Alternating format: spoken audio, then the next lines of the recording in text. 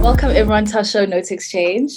Thank you so much for everyone who's been on the show, who's followed Note Exchange. Our first episode, we had Olali Boy, who was like super amazing from the Eastern Cape. Our last episode was Umle Sound. Do you know Umle? I don't know them. Are they in Gqeberha? Yes, what's a Gqeberha? Yeah. I saw the clip. Yeah. Yes, so we had them. So they were really cool.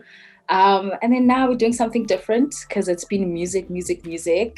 And the whole point of Note Exchange is art in different disciplines, and also just to challenge myself at the same time, just gotta be out here. We have Tandile, who is a dancer, but actually, no, let's start properly. Welcome, Tandile, to the show.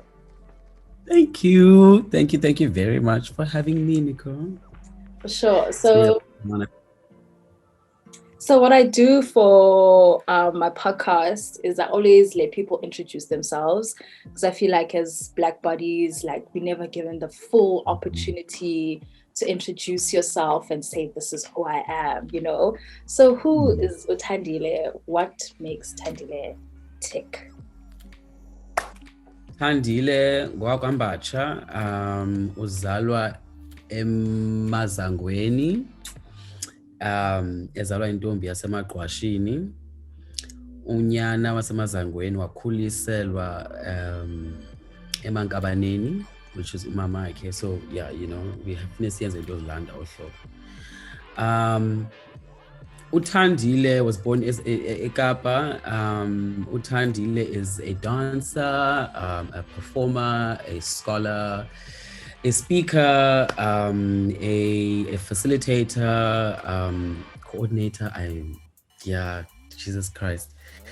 Let me say what makes me tick, and where you'd find me and where you'd find my work is anything that has to do with the LGBTQ plus community in South Africa and Africa at large, Black and brown bodies specifically, femme, trans, and gender non-conforming bodies. You'll find me and my work there. That's what makes me tick. All these things I've mentioned that I do, they will always be tied with that thing that makes me tick. So I'm very aligned when it comes to brand. Yes, I like that. Fantastic, because when you approach me, you must know you gotta talk those three things: gender, sex, fluidity, gender non-conforming, trans, femme, Black and brown bodies in South Africa and Africa. I'm there.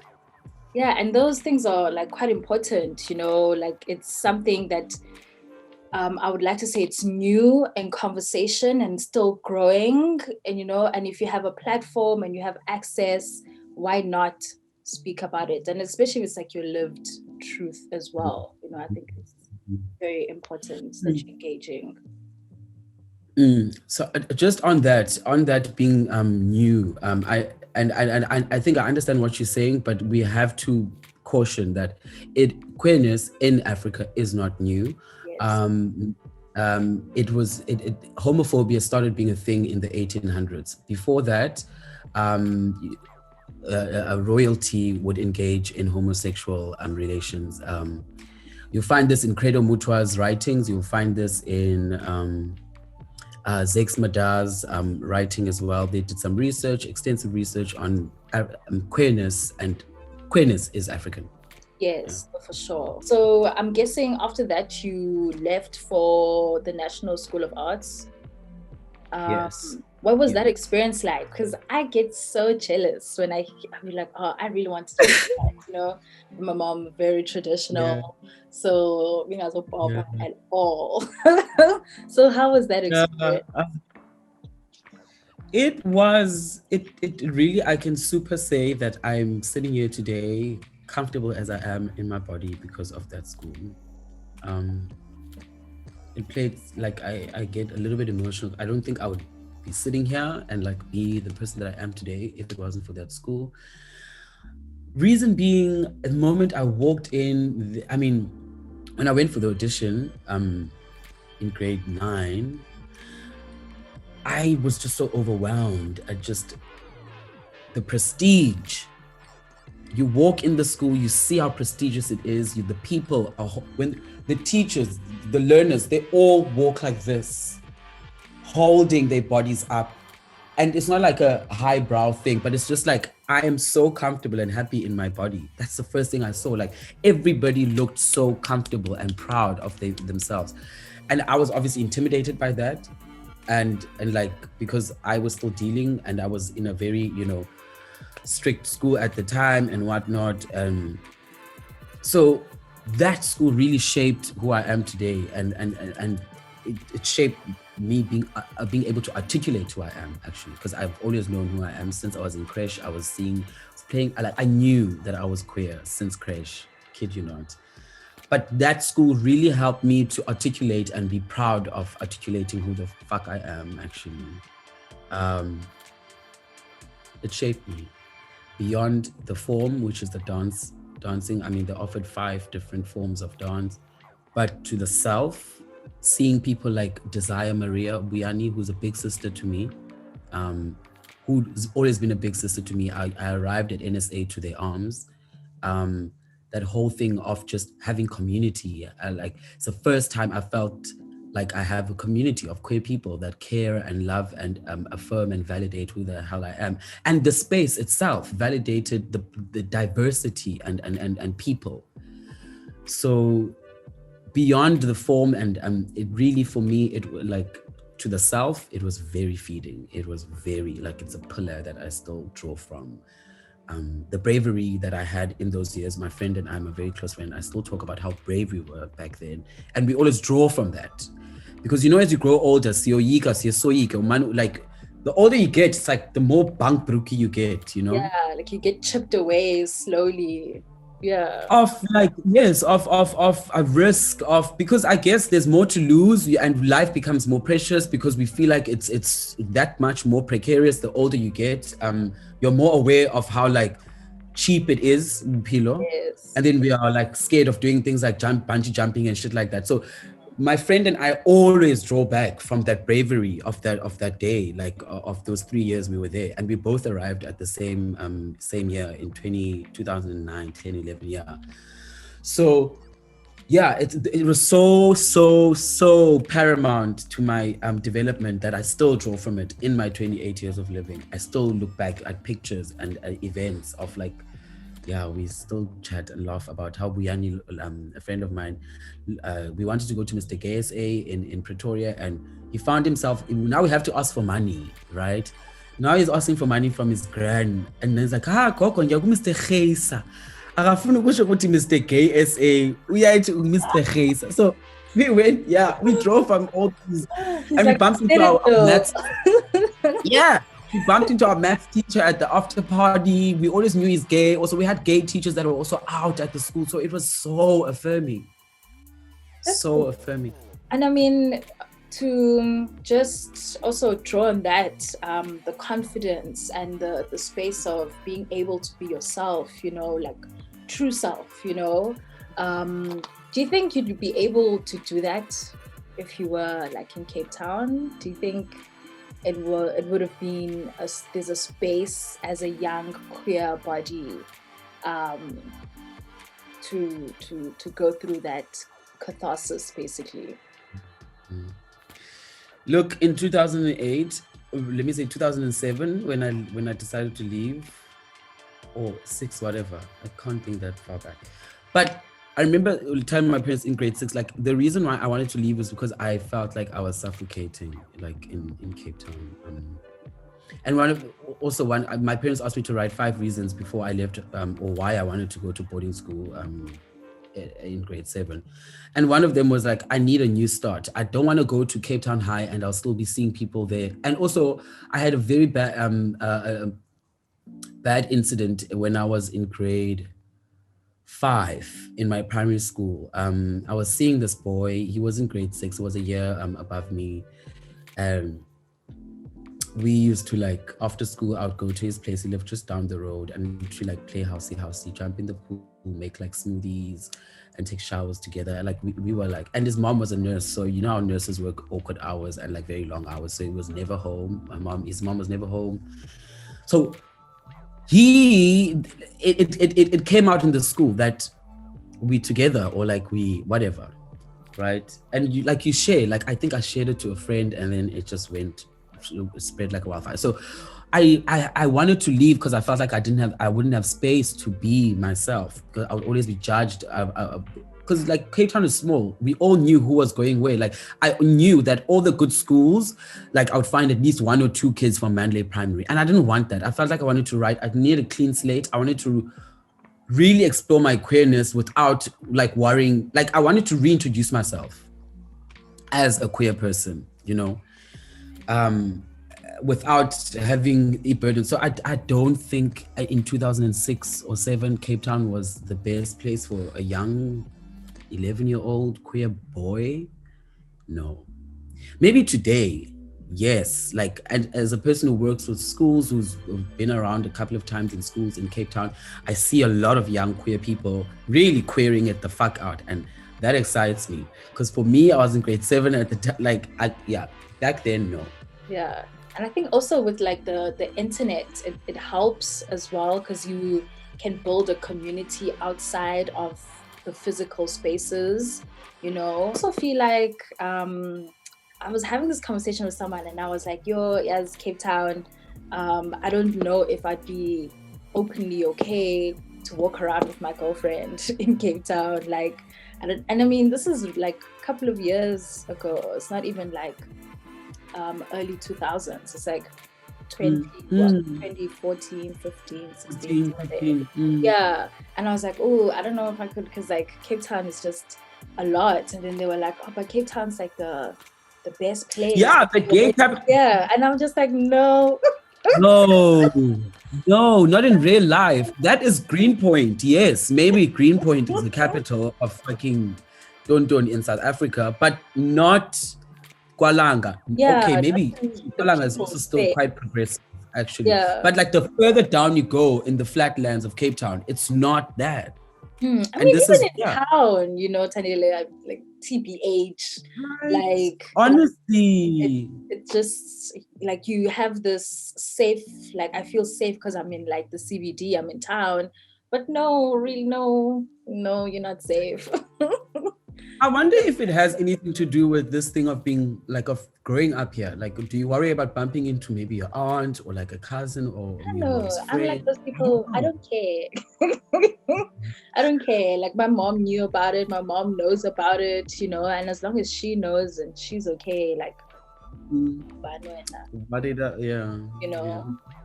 But anyway, going back to school and dance. What discipline of dance are you, and why? And even at UCT, and the type of dance you teach.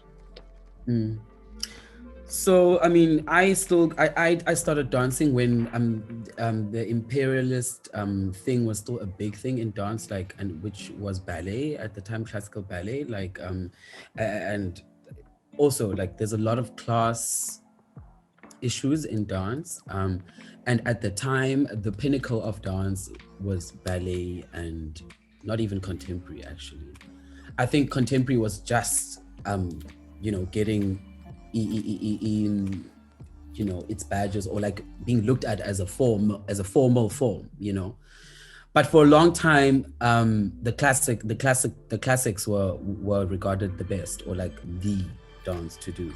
So when I started off at Chanel's dance studio in Crawfordnet, I was doing studio hip hop and modern dance, right? Actually, when you contemporary is really like probably the last 10, 15 years, if I'm being ambitious, even about 15 years ago, that started, getting its, but modern dance was at the foot of classical ballet. So if you did, so I started with those two, modern dance and hip hop. And then I went on to the NSA, where we did classical ballet, contemporary dance, 10 hours. So, okay, I'm gonna name the main ones, and then I'm trying to reveal here the class thing in dance. So we had full hours. We had 2 hours, something called ADDM, 2 hours every day at the school to do ADDM, so art, drama, dance, and music. So you'd all go to your respective departments in those 2 hours. So every day we'd get ballet and contemporary, Spanish dance, jazz, and maybe a little bit of modern. We only literally had 10 hours of African dance a year.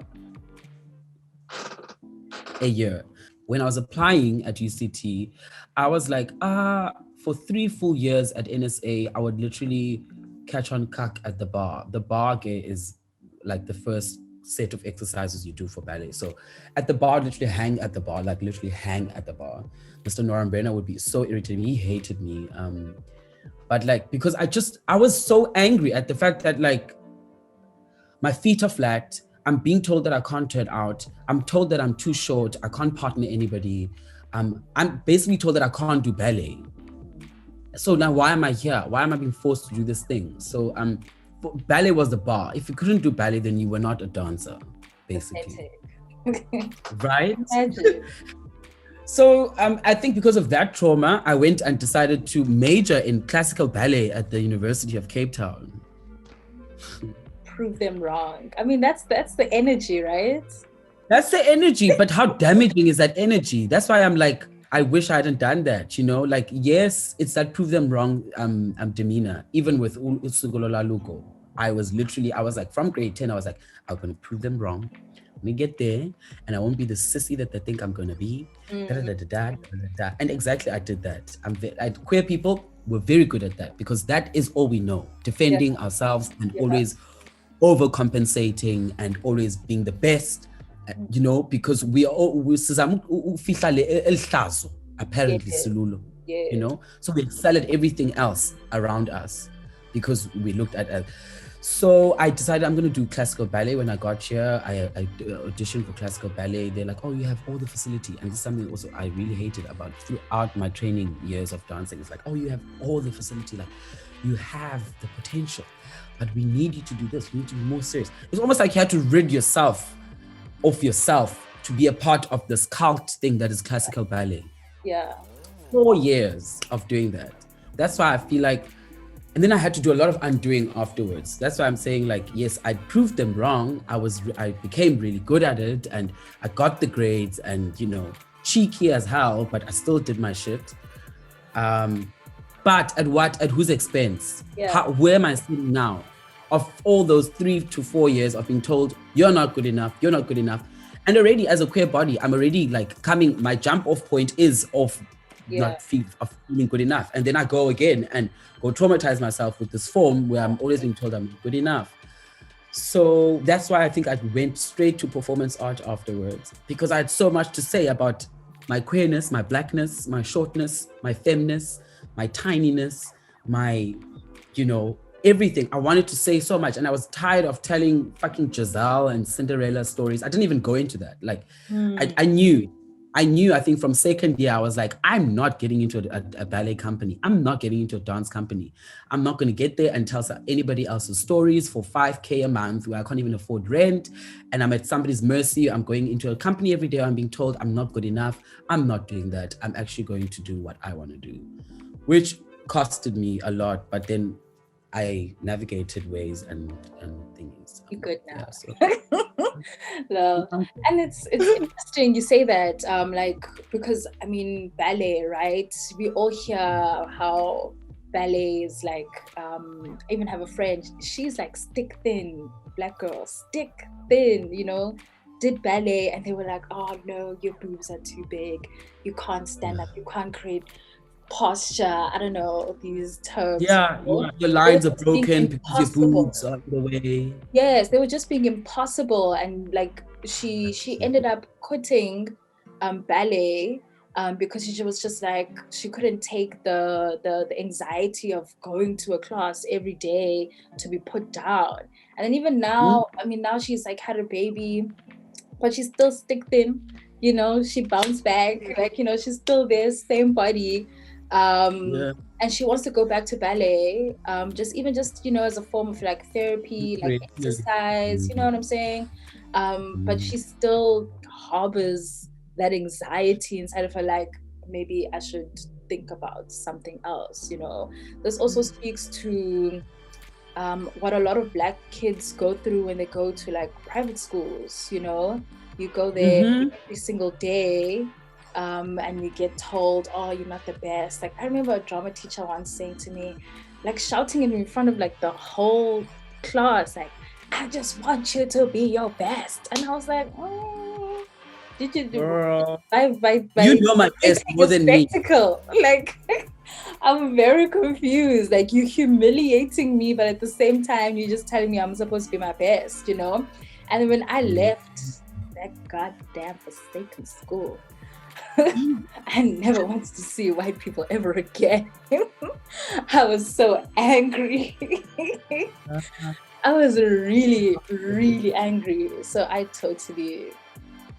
hear. And yeah, I often say this, like our parents, they were doing their best taking us to these schools, but we shared a lot of ourselves, and like we're walking with a lot of anxiety and trauma of not being enough, because we were trying to assimilate so much at the schools, and be a part of the place, like learn the language, and nobody else don't speak Xhosa. Even as friends during break, you couldn't speak Xhosa or your home language. Like we did so much to just be a part of this thing that's not even ours. It's not even real, you it's not know. even real. Not Yeah. our lives, you know. Yeah. Ooh, okay, just need to calm A down. lot of undoing. Sorry. Touched a nerve. Sorry. And I think you touched on this a little bit when you said you weren't going to go to a ballet company or a dance company per se. Um, why did you choose dance? I mean, like you said, you have other talents as well. But why did you think dance was your medium of communication of all these things that have been happening to your body, you know? I think it's also that thing of poverty. I know my parents spent a lot of money for me to go to the National School of the Arts. My dad had to sell his car at some point for my fees. It was a thing of, I've chosen this and I need to make it work. I don't have room to fail. My parents don't have the money for me to take a gap year, for me to reconfigure what my other talents are. I'll figure them out as I go forward, like I have now in 2021. I'm sitting here, owning all these other talents. But I'll tell you, Bana, it was a trauma response reason why I stuck with dance. I don't want to fail. I knew my parents, I didn't have capacity to fail. I didn't have capacity to throw this thing away. My parents would be highly disappointed after putting so much in. And also because they supported me so much in the thing. So I felt like I couldn't just wake up now and say, I actually want to go study law after all these years and all the investment that they put in. And then there's this thing of making it work. My mother, I come from a person who makes shit work. And if you know a Black mother, I'm sure your mother, you know this about your, like if you know a Black woman, you know somebody who makes shit work. And she always said to me, like something I'm imparting to my sisters now, like once you start something, yes, it's agonizing, finish it. Yeah. Especially if indoors are permanent, that somebody can never take away from you, like something like a degree or like a qualification or whatever. That's the biggest one for us. Yeah. Yes, Chomi. Like once you start, so I for me it was a thing of, I've started this dancing thing, I need to make it work. So in matric, I remember I applied for TUT. Now I'm talking about I'm trying to sew this thing of making it work. In matric, I applied for TUT and UCT. And on the morning of the audition at TUT, that Saturday, I remember quite well. I woke up that morning and I said, I'm not going there. Because what if I break my... Okay, so UCT is more academic, like it also focuses on teaching or the education or pedagogy, right? And TUT at the time was very performance-based, and they were making performers, your Mamela Nyamzas and so on. And so So I had to sit down on that Saturday morning. I was like, you know what?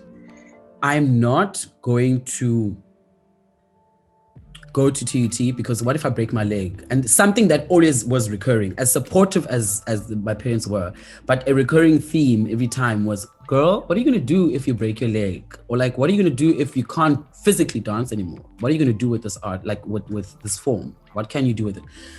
So then I started, like, I knew UCT was teaching about critical writing and you know, writing about dance and being a dance critique. I knew about, I knew that there was dance therapy. I knew that there was dance education, like a dance, like to be a dance teacher. So UCT offered more of that. So then I thought, okay, no, I'm not going to even go to that audition because I know I'm good and I know they're going to take me. And even if I'm not good, they will always tell me you have so much potential. I know they're going to take me and I'm going to be lured in. So I'm not even going to go to that audition.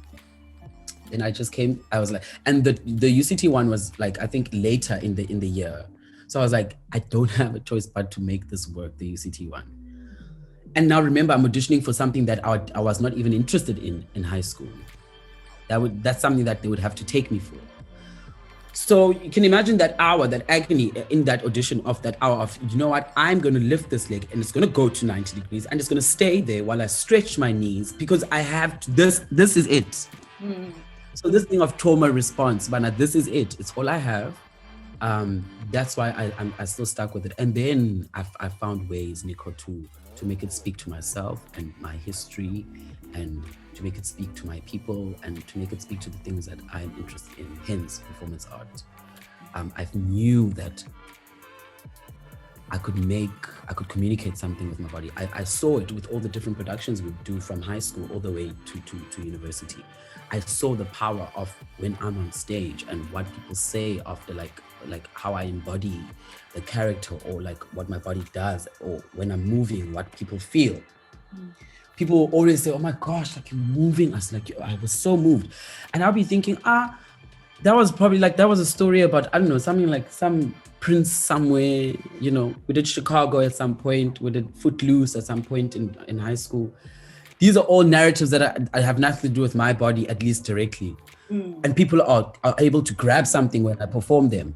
How's about I do something that speaks directly to my body? And how much more would people be moved, you know? So that's how that's how I made dancing work. From that decision of not wanting to go to TUT, from how I made it work after university is also just a testament to trauma, a trauma response, poverty. It's that thing of not having. You don't have, so you don't have room to fuck up. Yeah, survival, basically, you know. Yeah. You did a piece with social justice coalition, right? Hashtag right to protest. Yeah. And then, yeah. I mean, this is like a form of, because now in the space that you're in, it's a form of like protest theater, street theater, you know. And with protest theater, there's always like threads, right? Like themes that run through, you know. So what were some of the themes that, and specifically this rendition of it, this remake of it, what were some of the themes that were going through that you wanted to portray in the piece? SJC. Yes, SJC. Yeah? That iteration. So that was a lot of like themes of displacement, home,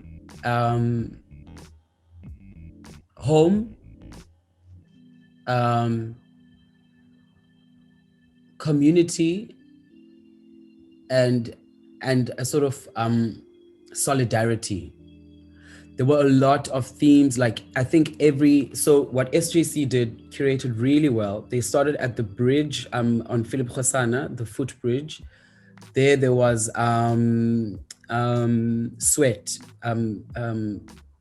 the Loves from Sweat were on that. So everywhere, like from there all the way down to Upper Canterbury, all the way, then we walked all the way then to Parliament.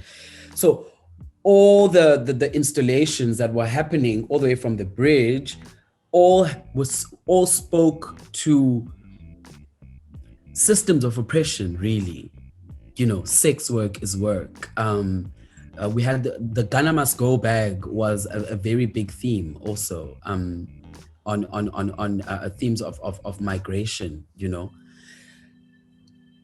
A lot. That protest actually, that was so loaded.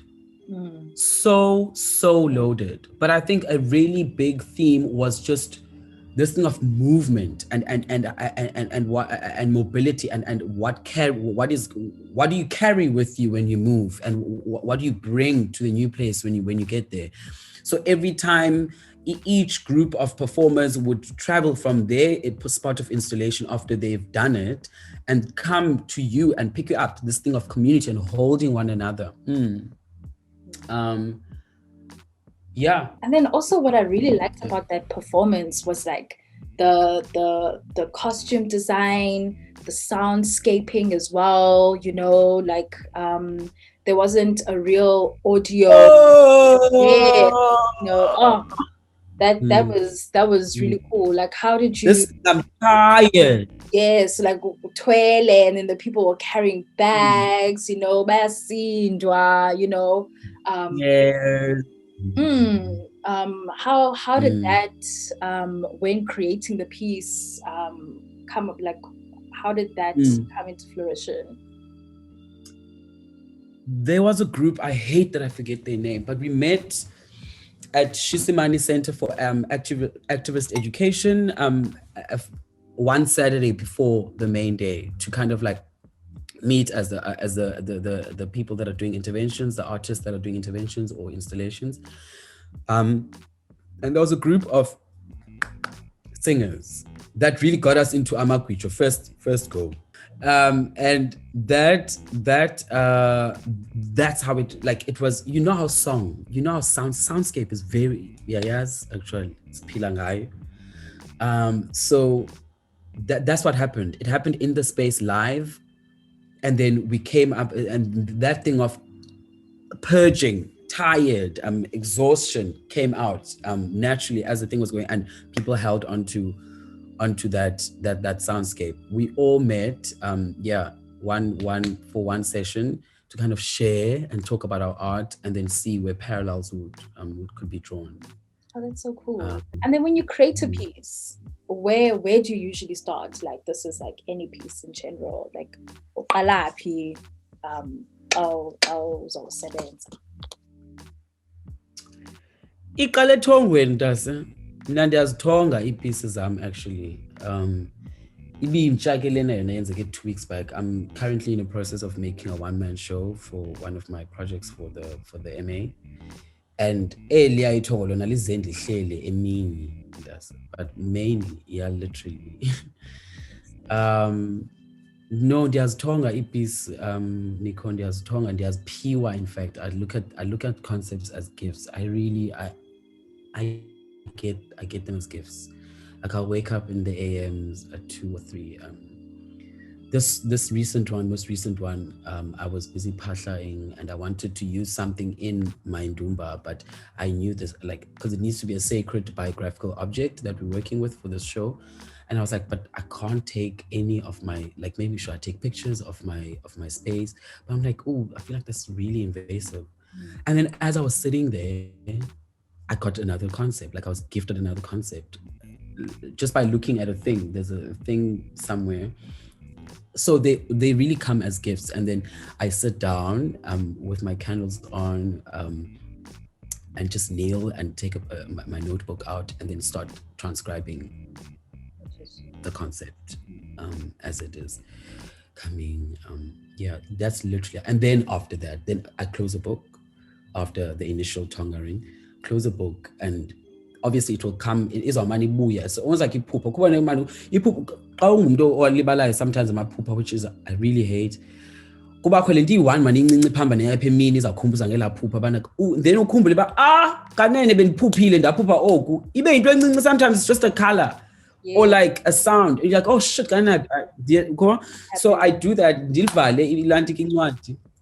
ndiyivale incwadi, and then apha emini zimane zibuye zazo, and then ngomane ndiyobhala again, iye iba developed, iye imane idevelopa olo hlobo, and then I just go to the floor.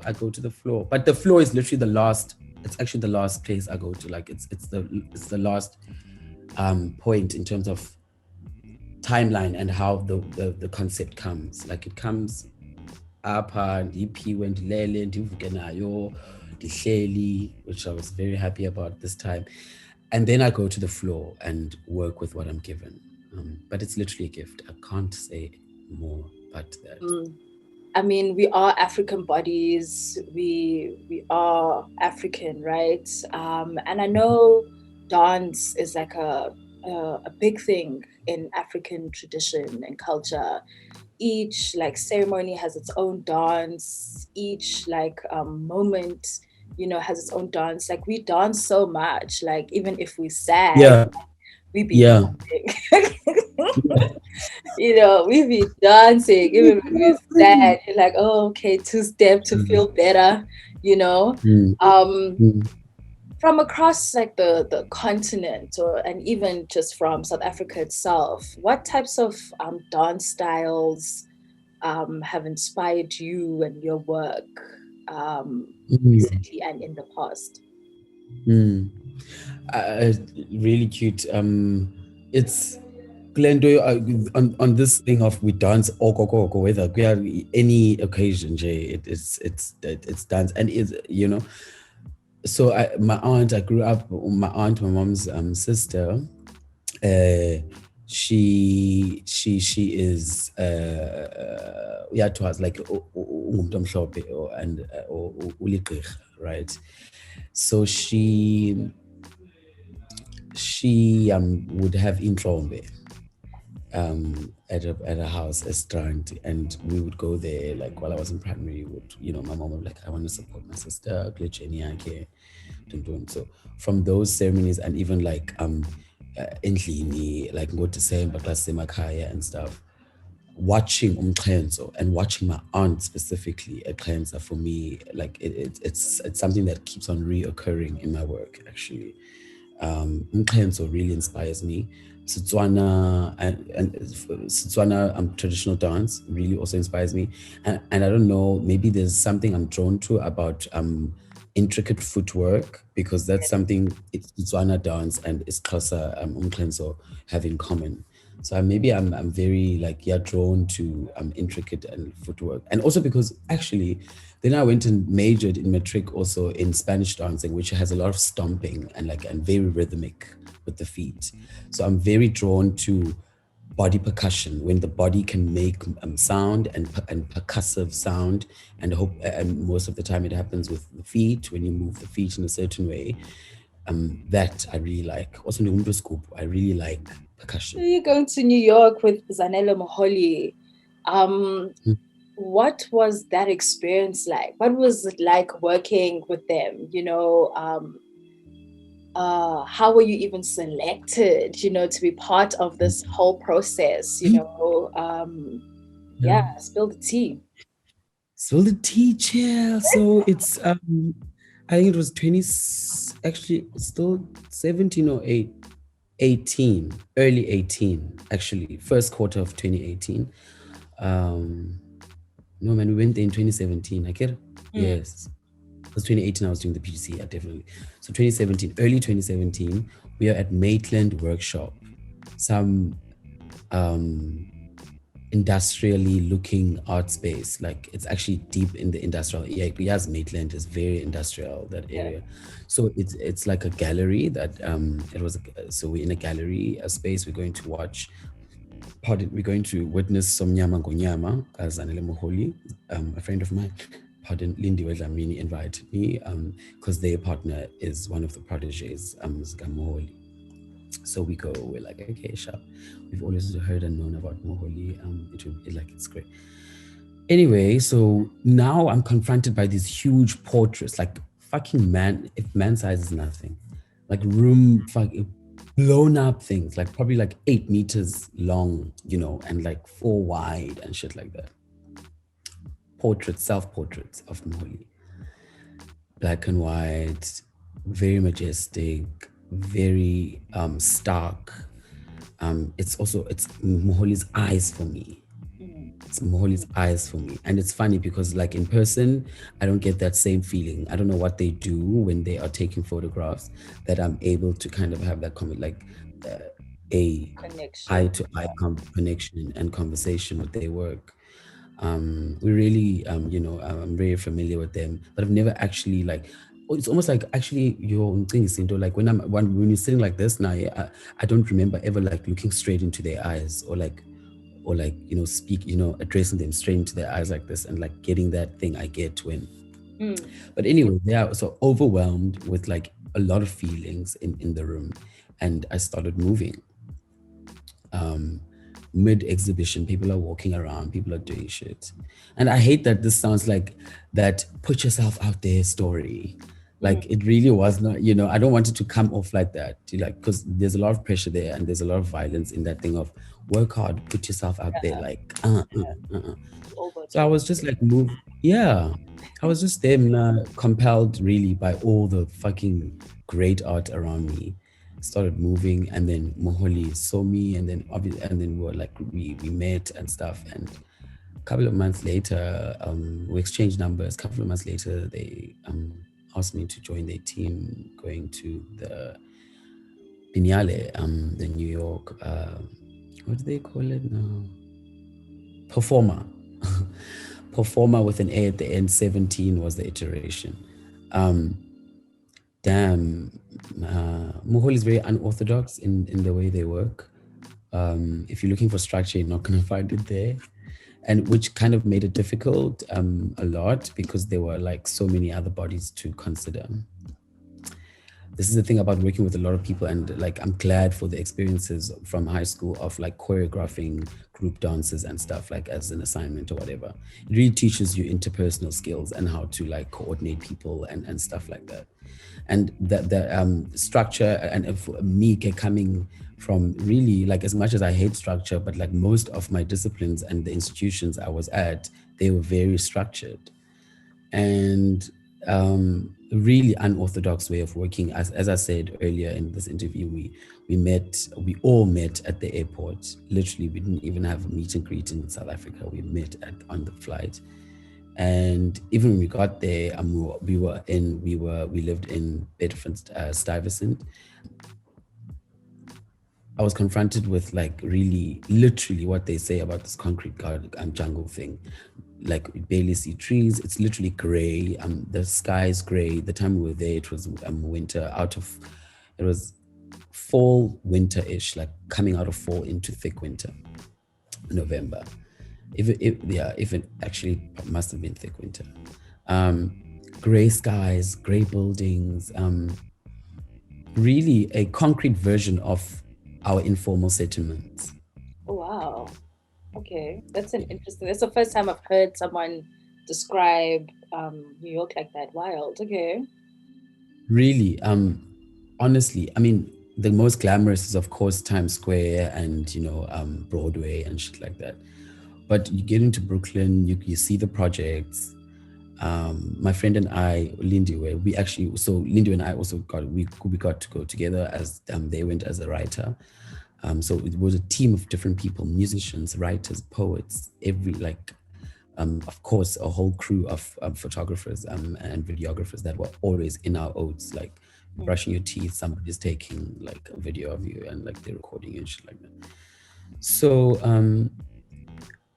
Lindy and I woke up this one morning and we took a walk around the block. It was, I think, our first morning actually. We took a walk around the block and then we took another walk in the afternoon. We stopped at this park and then we saw these two boys, maybe like barely 12, 14. You know, the kids, they look older. So they must have been Yeah. younger if they're 15, actually. So they're sitting on this jungle gym and we want some dank chow. We're like, where Where do we get it? get it? Where it is. So we sikhwahlazeke ilantika zethu i-dollars ezithile abantwana bahambe bayosithengela le nsango. Sweetie, while we're chilling with them, so now we roll one and we're chilling with them. Do we not see that one of them has a gun on their person? Wild. A gun on their person. Ooh. When say child going to Ooh. see chills, right? Like childhood joints and you're watching over our backs because we're like, we don't know when this kid's gonna pop. Right? But they, yeah. So yeah, variety of experiences working with Muholi, very unorthodox, very ngomnye naye oneqwakaza engathi unokuthwasa okuthile. Abantu be-art ke banjalo in most yethu. Xa ifuna into uyifuna hlobo because nayo uyibonile, uyiphiwe, ukubone. I think it's stem land of being adamant on what you want as an artist and how you want it done. Because I think because some of us and like we respect the act of being given an idea and a concept. So you can't have anybody just come and like touch and change and do touch-ups onto it, you know. So very, very stern person, very, very, this is how I think it should happen. And if you're not doing like that, sharp, take me out of like Ningan Fagi, Papayin, very Lol. you know. I'll just be like, let it be whack. Goodbye. Yeah. No, let it be whack. I'm fucking out. I Yeah, don't want my name. done with this shit. Why am I here? Yeah. No. So, you know, I mean, like you went to New York, you have all these amazing opportunities, and you also just growing up, your parents were really keen on you doing this, you know. How would you describe the environment, most Mandalay, Kailicha, Laga, you know, the environment when it comes to culture, you know, and how culture is used in that environment. So sometimes like it would be like a random NGO coming in to rehabilitate, you know, the kids, you know. Like what are your thoughts on that with culture and the environment and how culture is used most of the time in the environment? Ooh, that's huge. That's a huge because like I'm thinking now, you know. I'm thinking of basking. The groups that go to town and bask and wear traditional outfits, and there's always like a man around like helping them dance or like kind of managing that. Nesasi Jasemali. That image came to me now as you talk about culture and environment and like how culture is used with movement and I think for the most part, we first need to catch up to culture, especially in our current context and what it means for us as South Africans. We're still looking at culture in a very, very narrow, blinkered, and binary, if you like, form. Like it has to be animal skin. You have to be wearing a calamine. You have to be bare feet. There has to be percussion. You know, what is like there's more to culture, right? And then now I think once we grapple with that concept of culture being an ever changing and ever evolving thing and something that ought to include everybody that lives in the space, culture has just been very heteronormative in South Africa for a long time. And it obliterates, totally like erases gender diverse and LGBTQ plus people. And that's also why I'm so big on the solo ball and like and carrying on that kind of work. I know this is coming up, but like I'm finna just really, I was saying to a friend of mine actually, Zolo, inshallah, PhD cash, I'm just gonna host fucking balls.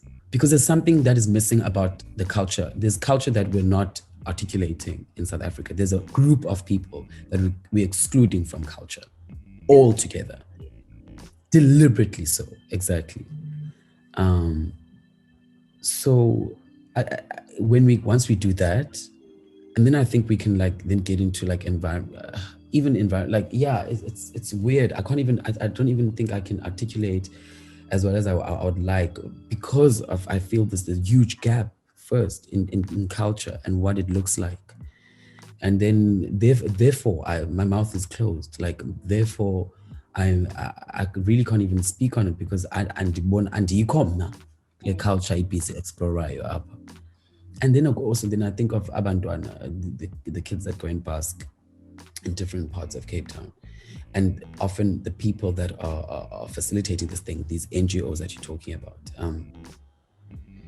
what are we doing? Okay, as NGOs, I'm big on NGOs. I'm part of an NGO and I work with NGOs that do a lot of facilitating. I like working with young people. And a constant question I always ask myself when I do engagements with young people, with through Injabulo Anti-Bullying Project and or Shisimani Center for Activist Education, I always ask myself, what am I like? How am I facilitating holding outside of these 3 hours that I'm with these young people? How am I like when they get home? What are like when they get back to their environments and their communities? What are they doing with this knowledge that they're getting here? And how am I like what can I do after I facilitate them for 3 hours and really sometimes trigger, because anything and everything is triggering, trigger, leave them with unanswered questions, rock their worlds upside down. How am I holding space after that? You know, so this thing of like maybe even WhatsApp groups. I mean, I have a WhatsApp group with a couple of groups of young people, giving my number to them for WhatsApps for them to text me, for like this kind of continual. And how do we build sustainable relationships with this thing of rehabilitating young people when we go there as voyeurs? Because we're literally voyeurs, most of us, even if they come from a disadvantaged community like Langa or Kailish or whatever. But if I step into Makaya, I don't live in Makaya. I've never lived in Makaya. So I'm a voyeur. The moment I go there, yes, I'm coming with some context of Gasi life, but not that of Makaya. And there's a lot of obliteration. Like this is where I think like media, somebody spoke about media at the protest and the fact that media is actually very complicit in like black and brown queer bodies being not getting airtime. They only ever want to come to us when we are dead and being murdered. And then you're also just making me think, just to digress, digressing is my favorite thing to do. Steve Gessi, right? And his perpetuation, of this media trope ideas and identities that we are speaking about. Like, how do you feel about that? Especially, what event was it when? What's his fake drag name? Manila Vontiz. Yeah. Oh no, Savannah. Yeah, like, what do you think about that? Like, performative, very performative. And you know what exhausts me the most is that, and I hate to do this, but they have put themselves in such close proximity to Siv that I can't not mention them. Siv is busy. Siv is not dressing himself. Somebody's giving him access. Yes. And I hate to throw a queer person, a queer drag queen under the bus, but I feel like they actually signed up for this. Like they threw themselves under the bus in this way. That's for me the saddest thing, is that this person is being co-signed by fucking people in the industry that they are trying to break into. It is highly problematic because it again perpetuates this thing of this whole thing is performative, right? And even if it is still specific to a group of people. And also not even about coming out. Yes, they label themselves as an ally, Usiv, right? But I think even as an ally, like there are boundaries. There are boundaries. There's appropriation. Siv Ngesi is busy appropriating drag culture, and they fail to own up to that and understand that. They have no proximity, like being an ally, and I think this is something that like a really a teachable moment. Glendoka Siv is this thing of allyship. Being an ally means you are literally a student. You are you are at the mercy, to say the least, for a lack of a better word. You're at the mercy of the people you're saying you're an ally to. You're saying you're an ally to. If they say they feel uncomfortable about what you're doing, fuck your allyship, fuck your project of whatever. Like Civ can go on and on and on and rationalize why they're doing this, but they should listen first to this group of people that they are saying they're allies to. The fact that I don't know if this babe has not actually asked herself this question, but now, how is it that Civ can get endorsements Bags, on money. her name, bags on her name, and she has been doing this work for how long, and she's never gotten such big brands behind her name? Why is she not asking herself this question? It's this thing of queer people sometimes of clapping for straight people when they say they're not homophobic.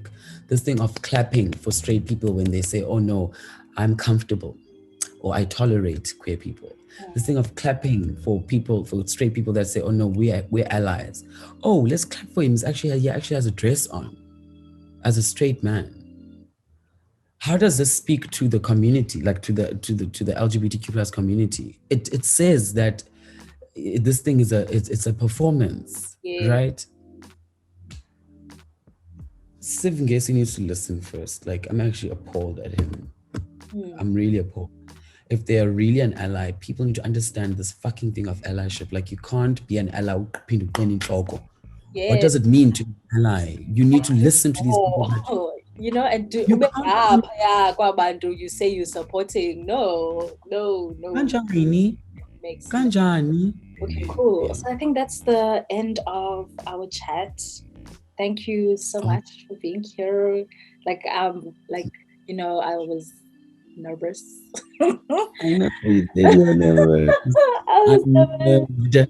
But now, like, hey, Simnandi, beautiful conversation. You have such Yes. great insights, and thank you for sharing that with us. Yeah. Thank you so much. Thank you for having me. This thing I was saying of platforms wanting to know about us and our work it really is an honor. It doesn't happen very often. It's a very sporadic thing. Um, and I'm really like really, really, really grateful. And also just like very chuffed that you find my work and myself interesting outside of like our familiarity. That really humbles me. I see you, Zora. I see you, So you Zora. see me. You see Yes, I so see you. No. so ah. Thanks, guys, so much for watching. You can catch Outside Radio on Instagram. Yeah, just Instagram, and then you can go into our link in bio, and you'll find like all our links, podcast, YouTube page, everything on there. Yes. So thank you, thank you, thank you. Bye. Thank you guys for having us and watching.